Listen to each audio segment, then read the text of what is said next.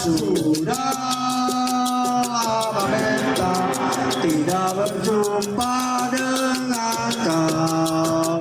Sekarang telah menjadi lautan api dan itu berebut kembali.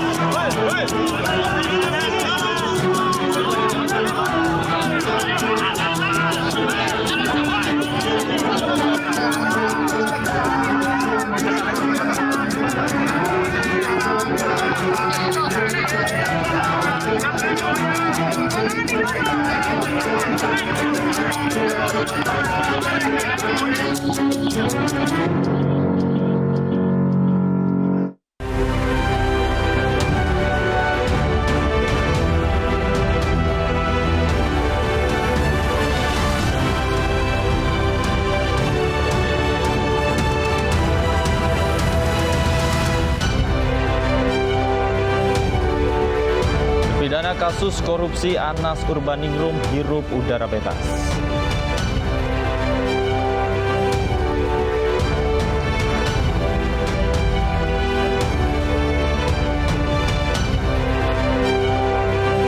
Polisi tangkap penempel kris palsu di sejumlah kotak amal masjid di Jakarta.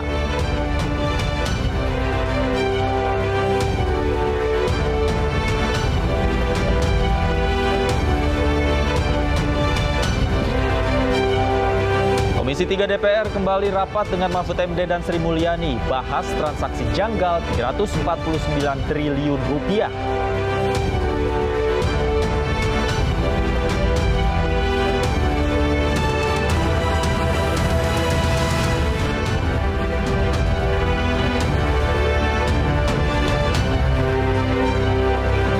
Halo, selamat sore pemirsa, demikian tadi berita pilihan iNews sore hari ini bersama saya Davi Pratama. Pemirsa, polisi telah menangkap pelaku penipuan kris palsu di kotak amal sejumlah masjid di Jakarta. Pelaku diduga mengubah barcode kris kotak amal jadi kris rekening pribadinya.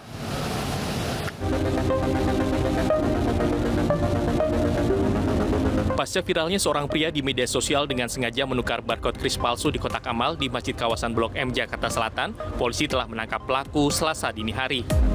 Ternyata pelaku tak hanya melakukan aksinya di Masjid kawasan Blok M, namun sejumlah masjid di Jakarta. Salah satunya seperti di Masjid Al-Azhar, Jakarta Selatan ini dengan memasang kris palsu kotak amal di luar maupun di dalam masjid. Pengurus masjid mengaku pelaku merupakan orang yang sama dengan video yang viral belakangan ini. Ya, pengawasan kita akan lebih ditingkatkan lagi. Jadi kalau kemarin kan ternyata setelah ada kabar bahwa ada penggelapan kris itu, kami melihat CCTV. Ternyata CCTV itu terjadi tanggal 6 jam 8 pagi. Jadi ini barengan juga dengan Blok M berarti? Iya, kalau informasi dari Blok M itu katanya jam 10. Mungkin kesini dulu dia kayaknya. Sementara itu di media sosial beredar tangkapan gambar dari seseorang yang mengaku sebagai orang yang melakukan penukaran barcode kris di sejumlah masjid di Jakarta. Menurutnya aksi yang dilakukannya itu sebagai bagian dari proyek pemeriksaan. Tim Liputan iNews melaporkan. Dan untuk membahas lebih lanjut terkait pemalsuan kris di sejumlah masjid, sudah bergabung bersama kami Kabid Humas Polda Metro Jaya, Kombes Pol Truno Yudo Wisnu Andiko. Selamat sore, Pak Truno Yudo. Selamat sore, Mas Davi. Pak Truno Yudo, tadi kan pelaku pemalsu kris kotak amal masjid sudah ditangkap. Di mana Pak pelaku ini diamankan, kemudian seperti apa kronologinya? Ya, yang pertama betul mendasari pada laporan masyarakat ya Mas Davi, sekira pada tanggal 10 April kemarin. Terus kemudian juga viral di media sosial, kita ketahui dan kemudian kita lakukan analisis dan face recognize ya. Kemudian hari ini betul tadi pagi subuh kita lakukan penangkapan di wilayah daerah Jakarta Selatan, yaitu Jalan Patal Senayan, yang kemudian bisa kita sampaikan identitasnya adalah MIML ya, warga Medan, kelahiran Medan, laki-laki, yang kemudian bisa kami jelaskan secara kronologis. Yang bersangkutan ini betul pada tanggal 9 April ini ada suatu capture dari CCTV ya di Masjid Nurul Iman Blok M Square. Nah, kemudian setelah kita dapati perkembangan ini, ternyata dalam proses yang tentunya masih dalam penyidikan dari Direktorat Reserse Kriminal Khusus Polda Metro Jaya, ini berkembang Mas Davi. Dari tanggal 9 April 2023 yang diketahui terakhir, ini ada di daerah Masjid Tamrin, kemudian Bandara Suta, dan juga Masjid Nurul Iman Blok M. Namun jauh sebelumnya ada 38 titik yang dimulai dari sejak tanggal yaitu 5 Maret, 6 Maret, kemudian tanggal 1 April, 2 April, dan kemudian 4 April, dan 6 sampai dengan 7 April, dan terakhir tanggal 9 terakhir diketahui di Masjid Nurul Iman Blok M. 38 titik ini pada umumnya adalah tempat ibadah ya atau masjid, yang kemudian beberapa juga ada fasilitas umum seperti mall, juga ada SPBU. Begitu Mas Davi. Oke, Pak Truno Yudo, ini masjid banyak sekali ya yang menjadi korban dari pelaku ini. Nah, kemudian dari kapan pelaku melancarkan aksinya, Pak? Ini kan tidak serta-merta kemudian ia menempelkan dalam waktu 1 hari, Pak, di banyak tempat. Seperti apa, Pak? Ya. Tadi kami sampaikan secara kronologis, Mas Davi ya. Untuk 38 titik ini dilakukan sejak tanggal tanggal 5 Maret sampai dengan tanggal 9 April 2023. Tentu secara kronologis bagaimana modus operandinya ya perlu kita sampaikan, di mana stiker kris ini didapatkan oleh MIML ini didaftarkan pada aplikasi UTAP dan pulsa bayar sebanyak 3 rekening atas nama Muhammad Iman Mahlil Lubis, atas nama MIML sendiri ya. Kemudian kris yang didapat ini setelah sudah dapatkan dari UTAP dan pulsa bayar, kemudian MIML ini mencetak dalam bentuk stiker. Nah, kemudian stiker ini dibuatkan pada saat Maret sebelum ditempelkan ya, ada beberapa. Kemudian sejak tanggal tadi sampaikan 5 Maret 2023 ini ada di beberapa masjid seperti Bintaro ya, itu tanggal 5, kemudian tanggal 6 itu Masjid Nurul Kalibata, dan pada saat 1 April di Masjid At-Taqwa Sriwijaya ya, ini diantaranya ya. Kemudian tanggal 2 April juga ada Masjid Nurul Hidayah Brawijaya, kemudian ada 4 April Masjid Raya Bintara Nurul Hidayah juga, dan kemudian tanggal 7 April itu Masjid Istiqlal dan Masjid Al-Azhar, dan tanggal 9 April kemarin juga yang terakhir adalah Masjid Nurul Iman Blok M. Ini Mas Davi. Baik, Pak. Kemudian dalam melakukan aksinya ini, apakah pelaku hanya sendiri atau dia punya rekanan atau partner begitu, Pak? Ya, sejauh ini yang dilakukan oleh MIM ya, tentunya tadi kita sampaikan dengan adanya aplikasi UTAP dan pulsa bayar, kemudian dibukanya dengan atas nama rekening, 3 rekening pelaku. Ini kemudian dapatlah yang namanya kris atau desain barcode-nya ya, yang kemudian dibuatkan stiker. Nah, tentunya sejauh ini proses penyidikan masih baru awal, terus kemudian kita sampaikan dengan segera kepada masyarakat sehingga ini menjawab apa yang menjadi keresahan masyarakat. Komitmen dan konsisten Polda Metro Jaya selalu memberikan keamanan dan kemudian kenyamanan bagi warga Jakarta ya. Ya, tentunya ini masih proses pendalaman. Sejauh ini masih MIM melakukan sendiri ketika mendapatkan stiker, membuat, mencetak, kemudian menempelkan. Dengan modusnya adalah menempelkan ya, ada kris lama kemudian ditempelkan oleh miliknya, ataupun berdampingan, ataupun ada atau tidak adanya tempat itu kemudian ditempelkan oleh tersangka. Oke. Kemudian tadi Anda katakan ada 3 rekening yang digunakan oleh pelaku dari aplikasi Yutek itu, Pak. Berapa, Pak, nominal yang didapatkan atas aksinya ini, Pak? Ya, ini tadi kami sampaikan. Begitu ada laporan kemarin ya, tanggal 10 April, Polda Metro Jaya bersama-sama dari Direktorat Reserse Kriminal Khusus Polda Metro Jaya dan Polres Metro Jakarta Selatan, karena awal ini dilaporkan di Polres Jakarta Selatan, ya. Tentunya ini sebagai awalan dalam proses penyelidikan sampai dengan penyidikan penetapan tersangka yang bersangkutan. Ya, tentunya ini masih proses pendalaman berapa nilai nominal pada nomor rekening 3 tersebut atas nama IMIM sendiri. Oke, Pak Truno Yudo, kemudian yang menarik adalah masjidnya ini rata-rata berada di wilayah Jakarta Selatan. Apakah pelaku sudah mengincar atau memetakan lokasi-lokasi mana saja tempat aksinya dilancarkan, atau memang secara random dia memilih tempat untuk ditempelkan kris palsu ini, Pak?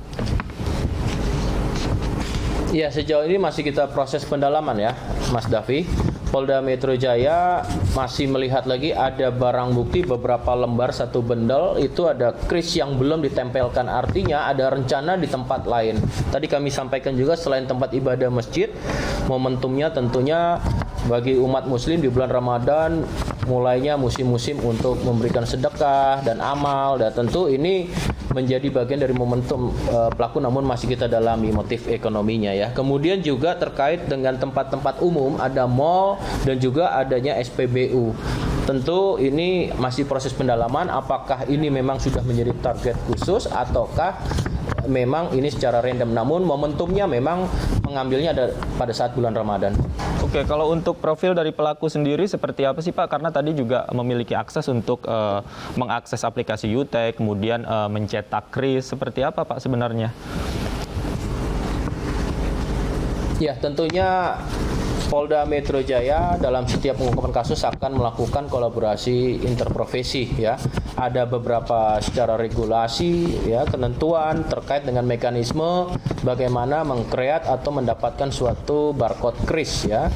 Tentu ini akan dilakukan kolaborasi baik dari penyidik Direktorat Reserse Kriminal Khusus Polda Metro Jaya dengan beberapa lembaga yang tentunya ini, atau dengan beberapa asosiasi ya, ada asosiasi juga yang tentunya akan kita lakukan kolaborasi untuk koordinasi dan mengkomunikasikan dalam proses pengungkapan ini lebih dalam. Oke, Pak Truno Yudo, terakhir Pak, jika memang modus-modus seperti ini juga ditemukan di kemudian hari Pak, khususnya ini kan menjelang Idul Fitri Pak, barangkali mungkin modus serupa juga akan terjadi. Apa yang harus dilakukan Pak pertama kali oleh pengurus masjid utamanya Pak? Ya, tentunya perkembangan kejahatan juga beradaptasi dengan setiap perkembangan teknologi dan komunikasi yang ada ya. Dengan adanya layanan transaksi keuangan secara digital, tentu ini sebenarnya adalah mempermudah. Namun dalam aksi ini tentu menjadi modus yang baru ya, tentunya apabila memang ini ada menjadi suatu bagian daripada pengelolaan tempat, termasuk tempat ibadah ya, tentunya ini ada suatu pengelolaan secara keamanan dan kemudian sosialisasi. Dan kemudian tadi saya sampaikan juga, modus orang ini kan tidak lagi meminta izin kepada pemilik pengelolaan tempat ya, sehingga ini menjadikan suatu niat dia bagaimana mengelabui atau kamuflase melakukan suatu pidananya, sehingga orang yang akan melakukan amalan kemudian akan lari kepada rekening pribadi yang bersangkutan atau pelaku. Maka kami menghimbau ya, dengan perkembangan yang ada, teknologi ini justru harusnya adalah mempermudah. Namun dengan ada perkembangan seperti ini patut mewaspadai, dan tentunya para pengelola masjid ya, ini dalam rangka untuk memberikan suatu amalan yang lebih baik di saat bulan Ramadan atau seterusnya, ini melalui proses pengawasan yang lebih tepat lagi dan tentunya lebih intens. Dan jika ditemukan tentu tidak ragu untuk dilaporkan kepada polisi Pak ya. Baik, terima kasih Pak Truno Yudo, Kabid Humas Polda Metro Jaya sudah meluangkan waktunya untuk kami di iNews Sore. Terima kasih Pak, sehat selalu. Pemirsa, terkait viralnya aksi mengganti kris kotak amal masjid, Bank Indonesia pun turut memberi tanggapan. Kepala Departemen Komunikasi Bank Indonesia Erwin Haryono meminta agar masyarakat lebih waspada saat melakukan transaksi melalui scan kris. Manual kris secara umum nominalnya lebih besar dan juga kan kemudahan tadi itu.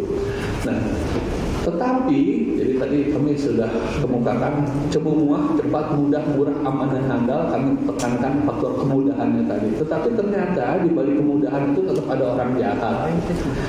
Kalau kata Bang Nafi, setiap ada kesempatan ya itulah ada kriminalitas, waspadalah. Dan itu yang terjadi kemarin. Saya baru juga ikut interview dengan TV tadi belum lama dari sini, ada penjelasan misalkan dari humasnya Istiqlal gitu.